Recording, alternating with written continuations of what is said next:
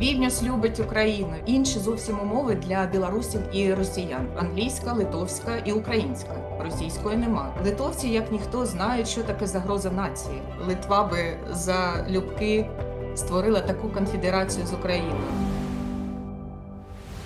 Вітаю, друзі! Заходимо на ще одне мінне поле, на якому останнім часом відбувається дуже багато суперечок і навіть сварок. Українці тут і там. Ті, хто у важкі дні війни живуть в Україні, і ті, хто виїхав за кордон і досі залишаються там. Чи потрібна їм ще Україна?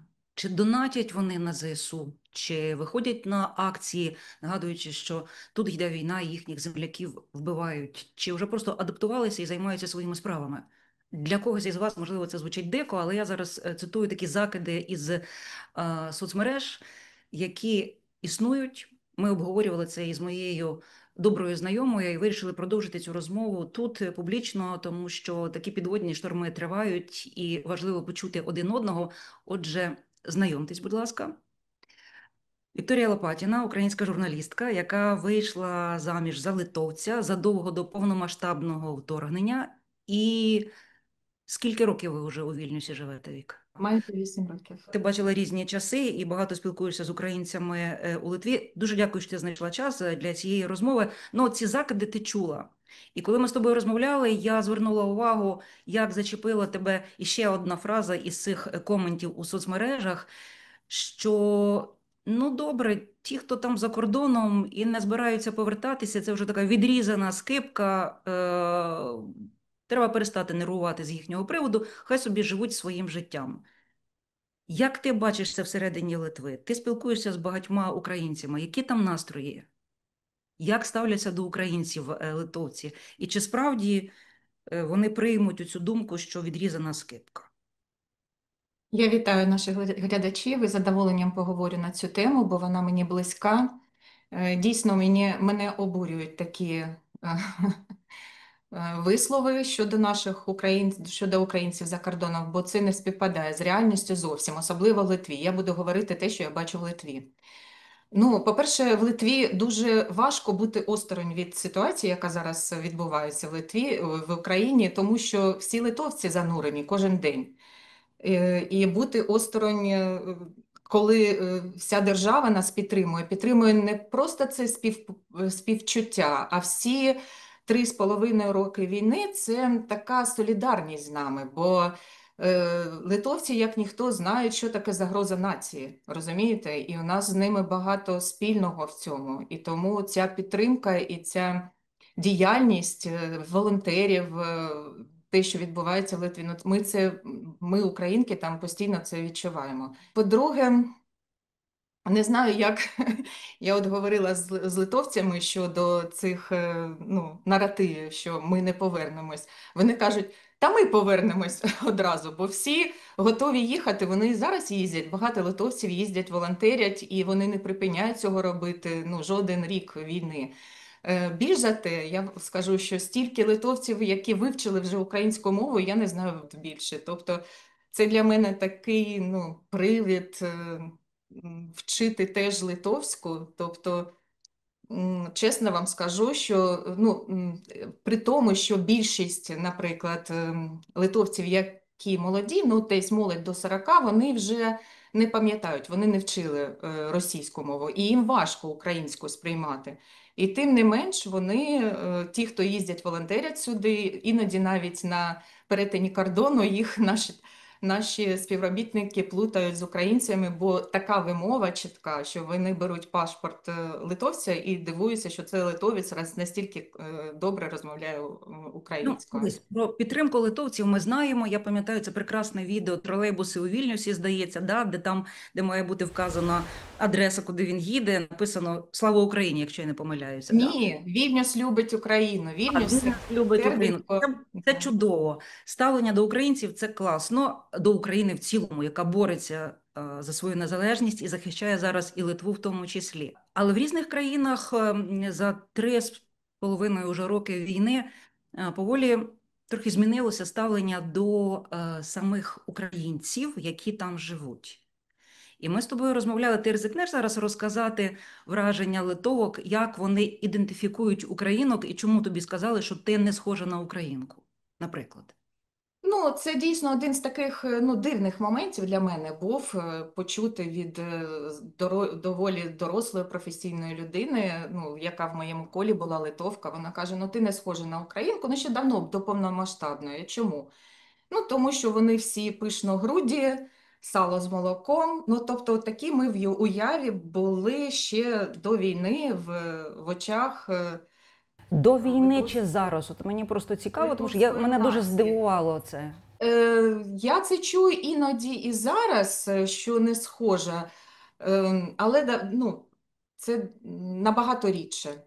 Бо зараз ми всі асоціюємо з гідністю, зі сміливістю, і до нас це зовсім інше ставлення, наприклад, ніж до білорусів і до росіян, яких теж багато, взагалі було завжди в Литві, а зараз вони теж туди прориваються. Таких умов, як для нас, створено. Тобто, з одного боку, Литва створила всі умови, щоб українці почували себе дійсно впевнено і затишно в Литві.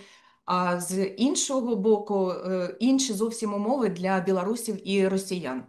Тому що, наприклад, до росіян вони завжди ставилися з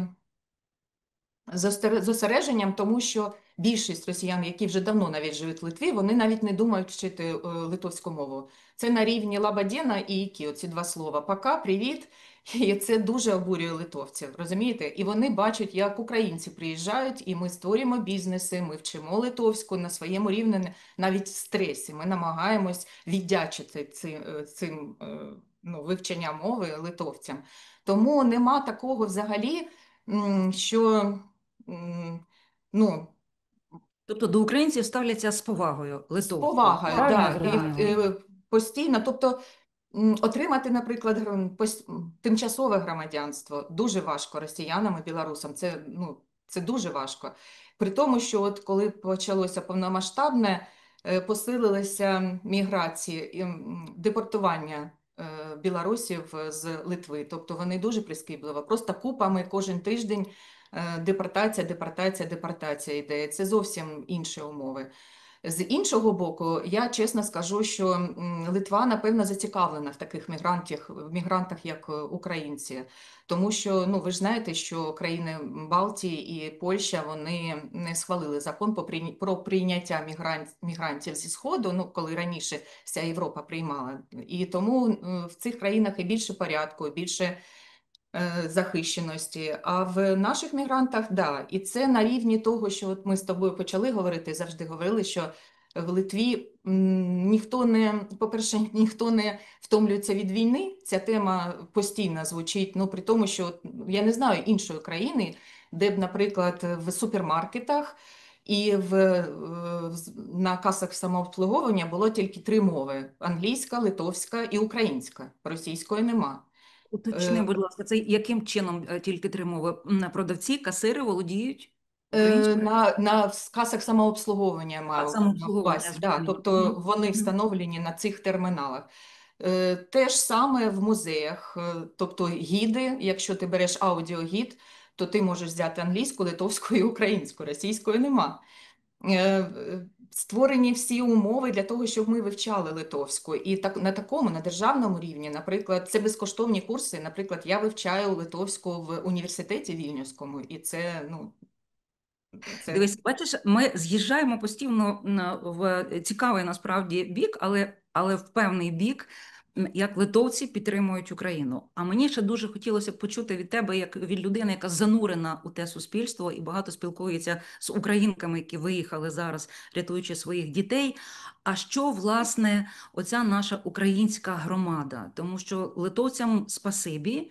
Мені цікаво і те, що я чую оці закиди в соцмережах, а що наші українці там? Ну, наприклад, хтось писав, і це не стосувалося Литви, але тим не менше, що дуже складно зібрати людей зараз, навіть в такі критичні для України дні, пам'ятні дні, коли потрібні акції підтримки, коли потрібно вивести людей з прапорами України, щоб нагадати, ну от зараз ситуація у нас, да, Штати припинили постачання зброї.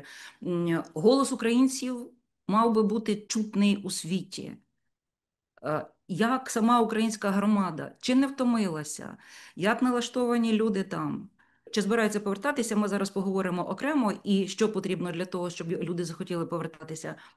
Але е, чи вдається якось гуртуватися, чи вдається якось згуртувати цю українську спільноту, чи вдається нам створити таку міні-діаспору активну, яка б допомагала тим, хто зараз в Україні живе, працює, платить податки, наближає перемогу. Пишуть люди. Ну та, звичайно, вони там сидять і чекають, поки ми здобудемо перемогу. А тоді, коли ми вже відбудуємо Україну і кожному видамо квартиру, тоді вони подумають повертатися.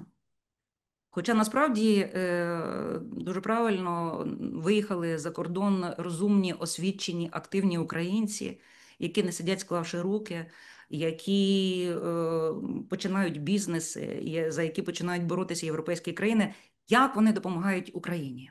Я за себе просто скажу спочатку, а потім за ту спільноту, яку я організувала у Вільнюсі. Це спільнота дівчат, які займаються бізнесом, які не живуть, от як ти кажеш, не живуть чекаючи перемоги і не живуть на допомогу, де?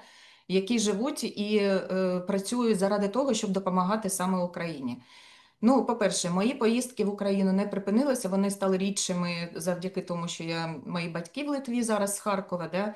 Але ми як з чоловіком як їздили і жили на дві країни. Тобто я ніколи не жила постійно в Литві, я жила між Києвом і Вільнюсом. Також ну, моя сім'я це постійні донати, це волонтерство. Ми з чоловіком їздили і возили автівки і допомогу нашим хлопцям. Не припиняються. Кожен тиждень на Кафедральній площі йдуть мітинги в підтримку в підтримку України з наративами, що відбувається, з аналізом ситуації, яка Кожен тиждень? А хто це Да, кожен організовує? тиждень. Причому ініціює це як литовці, так і українці. Я не бачу такого, щоб це була ініціація тільки українців. Це завжди солідарність. І завдяки тому це не просто це не можна припинити, це не припиниться. Як хтось один втомиться, то підхопить інші. При тому, що бізнеси відкриваються на такому рівні, просто гідному. Ну, наприклад, магазин вишиванок відкритий в ЦУМі. Тобто це найбільший універмаг в центрі Вільнюса, наскільки я знаю.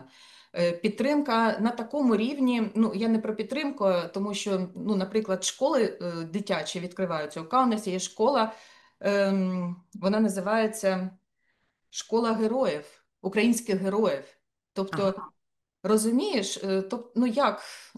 А що це означає? Школа українських героїв. Можеш розказати Ну, ці докладніше? школи, повністю українські школи відкриваються, це взагалі Де викладання повністю українською мовою, так? да, де вивчають українською мовою.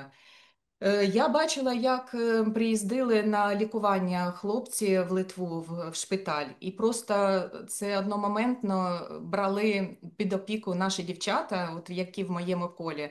Тобто це продукти, це гроші, це що привезти, куди повезти. Ну, от я бачу це. Ну і що я про себе скажу, що ну, в мене ж начебто дім в Литві, правда? І квартира в Вільнюсі, і в садибу ми з... Хоча я знаю і скажемо нашим глядачам, що саме 24 лютого ви з чоловіком були тут, у Києві, і все бачили, і все відчували. Ми все це відчували, при тому це була його ініціатива, при тому, що стільки говорили про те, що от почнеться війна. І він не скасував цей візит, бо ми жили 2 тижні в Вільнюсі, 2 тижні в Києві, тому що в мене тут робота, в нього там. От так от ми жили протягом 5 років, да, вже. І він не скасував, і потім, коли ми вже виїжджали до Литви... Ви чули всі ці обстріли. Що сказав Даріус тоді? Він був зосереджений, він взагалі не панікував, і він сказав, я радий, що ми тут. Угу. Я радий, що ми все це бачимо. І все розуміємо. І зараз його, от мого чоловіка, ну, він занурений в Україну, він такий бандеровець литовський. І його дуже обурюють, коли там, наприклад, обурює, коли він чує якісь, ну, неважливі новини, які йдуть на телебаченні в Литві, або обговорення. Тобто він розуміє, що це не на часі, що на часі Україна і треба про це все говорити. Тобто, ну, мені в цьому плані дуже легко з ним жити, бо ми в одному напрямку дивимось. Щодо дівчат, я створила коло, яке ми назвали Вільна, так як від Вільнюса. Ось я хотіла, щоб ти про це розказала. Так. Збираємось кожен першу неділю місяця. Ми обговорюємо ситуацію в Україні, у кого які проблеми, ми підтримуємо зв'язками, допомогою, що треба зробити. Основна мета цієї спільноти, да, це просування іміджу України за кордоном, підтримка гідного іміджу України. Ми весь час думаємо, кожна з нас думає про те, що ми уособлюємо собою Україну. Наші вчинки, наші слова, те, як ми реагуємо на якісь отакі закидони, які зараз є, правильно, в соцмережах. Це все говорить про те, як ми тримаємось, як нас сприймають. Ну, я скажу, що нам це вдається на тому рівні, тобто нами захоплюються литовці нашим почуттям гумору в таких умовах, тим, як ми гідно тримаємось, як ми, наскільки у нас широкий кругозір, тобто ми не серед нас багато професіоналів, які займаються одночасно кількома професіями, і вони змогли цим продовжувати займатися в Литві. Наприклад, я, крім того, що займаюся журналістикою, я ще дизайнер інтер'єрів, і я створюю проєкти як в Литві, і допомагаю українцям, які тут придбали квартири по програмі, наприклад, «Є оселя» і будуються зараз, то теж консультую їх безоплатно. Тобто, це теж місія, да? Так я от не договорила. При тому, що у мене там дім в Литві, і я відчуваю, як мені не вистачає України і Києва, і я постійно сюди їжджу. І навіть чоловік каже, ти коли опиняєшся в Києві, в тебе змінюється голос, бо стає дзвінкішим, начебто ритм. Енергійнішим, так? Да, да. Ну, тобто ти зовсім по-іншому поводиш себе, ти стаєш усміхненою, ти начебто в тебе крила розпускаються. Я це сама відчуваю. І при тому, що говорити, а як нашим дівчатам, які в статусі біженця все ж таки перебувають в Литві, я не знаю. Бо мені важко. Я не думаю, що хтось з них... Дивись, а ти сказала, що у вас коло, вони ж діляться своїми відчуттями. От як вони себе там почувають в цьому статусі? А які у них є проблеми? Тому що, знаєш, і ще одна штука, яка мене вразила у цих соцмережах, що в українців, які живуть зараз за кордоном, які ще не визначилися, не вирішили для себе, чи будуть вони повертатися, у них якісь образки накопичилися в бік держави Україна. І я так і не зрозуміла. Можливо, ти мені поясниш і нам поясниш зараз, що хотіли би ті, хто виїхали під час війни з України, чого вони очікують, чого не вистачає, що може народити отакі от образи, що держава Україна чимось там не допомагає. Чи це просто якась фантазія взагалі чиясь, і не варто це обговорювати? Це фантазія, це мені навіть якось важко коментувати, тому що всі наративи, які навколо мене, можливо, мені просто пощастило мати таке коло. Це що ще ми можемо зробити? Що ми замало робимо? Що ми ще можемо зробити? Дівчата, давайте створимо так, щоб про нас чули, щоб Україні щоб не припиняли допомогу. А скажи, будь ласка, які настрої зараз, скажімо, в твоєму колі, ці люди збираються повертатися в Україну? За яких умов? Що потрібно? Тому що в Україні зараз дуже не вистачає робочих рук, і в західних областях дуже відносно тихо, хоча російські ракети долітають і туди. Я розумію чутливих мам, які дуже переживають за своїх дітей. Тільки страх за дітей від цих ракетних обстрілів тримає людей там? Чи, можливо, знову ж таки, так, як пишуть в соцмережах, от тоді, коли налагодиться економіка, які фактори тримають людей в Литві, зокрема, і чи багато з них, за твоїми спостереженнями, планують повернутися в Україну? Таке питання, яке, знаєш, напевно, не часто обговорюється про повернення, бо не було таких сприятливих умов або якихось новин, які би варто було обговорювати. Наприклад, зараз оцей закон, який ухвалили про множинне громадянство, напевно, якось підсилить цю тему в моєму колі. При тому я скажу, що навряд чи це було метою залишитись у більшості українок, які зараз в Литві. І тому є кілька факторів. Наприклад, отримати громадянство Литви дуже складно. При тому, ну, стандартна процедура потребує мінімум 10 років проживання, при тому мати до того тимчасове проживання, потім постійно, потім скласти екзамен на конституцію, на знання мови, не мати кримінального там ніяких, ну, Ну, справ. насправді гарні правила для отримання громадянства, ось, і на знання мови, зокрема. А чому ти Це не вважаєш, що просто. закон про множинне громадянство допоможе? До речі, багато хто із прихильників цього закону про це і кажуть, що цей закон допоможе саме повертати українців з-за кордону. Він їм може посприяти. Хоча є і чимало критиків закону всередині України, але оцей фактор називають йому в плюс. Чим він може допомогти? Ну, тому що дуже багато під час повномасштабки було ну, обмежень для всіх громадян. Ну, це стосується там і грошових переказів, і перетинання кордону, і всього. А тут майже єдине таке, ну, поширення свободи, правильно? Тобто це є вибір в тебе, і це завжди в плюс. По-друге, в самій Литві, ну, всі 20 років, скільки я там, чоловік мені розповідає, йдуться такі ж самі суперечки щодо прийняття, ну, закону про подвійне множинне громадянство. Тобто Литва не передбачає множинного громадянства, але має багато, дуже такі великі діаспори в Канаді, в Америці, в Англії. І вони весь час намагаються цю тему, ну, просувати, просто вона не проходить референдум, який має пройти. Ну, тут у нас настільки все швидко і в Україні, і в Литві змінюється, що сказати про те, як будуть дівчата приймати рішення, ну, важко. І, можливо, Ви у Литва. своєму колі не обговорювали це, наприклад? Ні, ще, бо мало часу. Тим паче я зараз в Україні, розумієш, і да, я задала в нашій групі в Телеграмі, от в нашій групі з дівчатами, я їм вже задала це питання. Якщо будуть новини, я обов'язково, ну, тобі розповім, мені цікаво. Знаєш ще, що, мені здається, посприяє поверненню, наприклад, от, зокрема, з Литви. Мгм. Все ж таки Литва дуже маленька. І ті дівчата, які жили в великих містах і поїхали до України, до Литви, до Вільнюса, до Каунаса, до маленьких міст, вони відчувають все ж таки, що їм не вистачає цього повітря, свободи, двіжухи, тих можливостей. Тобто в Києві навіть під час війни набагато більше можливостей, ніж в маленькій Литві. Тобто це такі емоційні речі. Я можу зрозуміти, тому що я сама та людина, якій добре вдома, навіть під обстрілами, але вдома серед своїх людей. Тому, власне, це звернення вже до наших глядачів.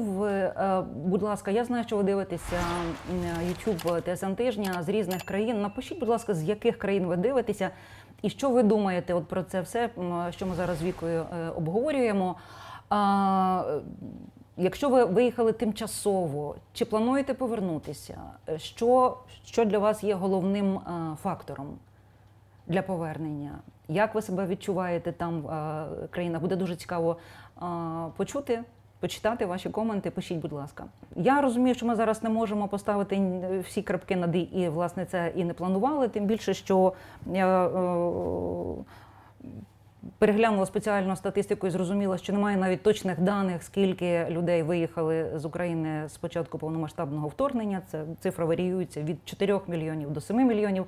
Точно так само ніхто зараз не може сказати, скільки людей планують повернутися. Це теж від 25 до 30%. Все залежить насамперед від того, що відбувається на фронті. Ми абсолютно уповаємо на наших бійців, на наших захисників, тому що насамперед все вирішується там. Ось, але в будь-якому разі, якщо виникають навіть якісь такі запитання один до одного, їх точно варто проговорювати. Я тобі вдячна за цю розмову, тому що все одно нам потрібно шукати, знаєш, те, що нас об'єднує.